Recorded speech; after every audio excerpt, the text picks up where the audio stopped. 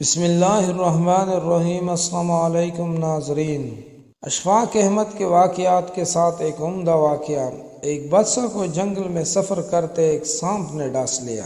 شاہی طبیب اپنی تمام تر کوششوں کے باوجود زہر کو جب بادشاہ کے جسم میں پھیلنے سے نہ روک پایا تو زاروں قطار رونے لگا۔ اتنے میں ایک درویش سا شخص وہاں آیا، بادشاہ کو زہر کے در سے تڑپتے ہوئے دیکھا تو بادشاہ کی ٹانگ پر جہاں سانپ نے کٹا تھا تھوک دیا اور بھاگ گیا۔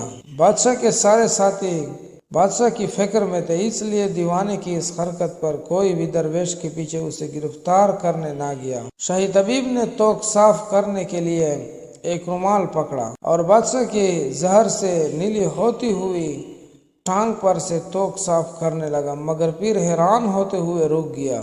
اس نے انگلی سے توک کو سانپ کے ڈسے پر اچھی طرح مل دیا، جس سے فوراً ہی زہر کا اثر زائل ہو گیا۔ بادشاہ ہوش میں آئے اور جب انہیں درویش کے تھوک کے قصے کا پتہ چلا تو بادشاہ نے فوراً حکم دیا کہ اس درویش کو فوراً ڈھونڈ کر حاضر کیا جائے۔ سپاہی چاروں طرف پھیل گئے اور تھوڑی ہی دیر میں درویش کو ایک درخت کے نیچے جا لیا اور پکڑ کر بادشاہ کے سامنے پیش کر دیا۔ بادشاہ نے ادب سے درویش سے کہا، ہم گناہ گاروں کی آنکھ آپ کو پہچان نہ سکے، جس کے لیے میں معذرت چاہتا ہوں۔ اب سے درخواست کرتا ہوں کہ میری طرف سے یہ قیمتی پوشاک اور عربی گھوڑا قبول کیجیے۔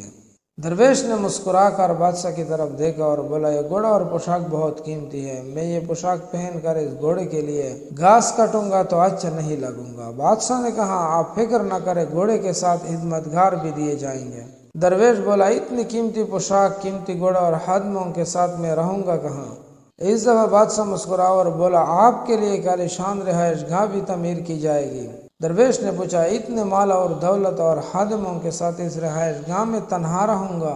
بادشاہ بولا، حضور، میری بیٹی شہزادی گلنار کی شادی آپ سے کر دی جائے گی۔ درویش بولا، اگر آپ نے میری شادی کی تو پھر میرے بچے بھی ہوں گے؟ بادشاہ نے جواب دیا، بالکل ہوں گے، ہماری دعا ہے کہ آپ کو کثیر الاولاد ملے۔ درویش بولا، اگر ان بچوں میں سے کسی بچے کو خدا نخواستہ کچھ ہو گیا تو پھر رونا کس کو پڑے گا؟ بادشاہ نے جواب دیا، حضور، اگر خدا نخواستہ ایسا ہوا تو رونا تو پھر آپ کو ہی پڑے گا۔ درویش مسکرا کر بولا، اگر یہ سارا کچھ لے کر مجھے رونا ہی پڑے گا تو بادشاہ سلامت، اب اپنا گھوڑا اور قیمتی لباس واپس لے لے، میں اپنی درویشی میں خوش ہوں۔ دل اس سے لگاؤ جس نے دل بنایا ہے، دنیا سے لگاؤ گے تو آنسو ہی ملیں گے۔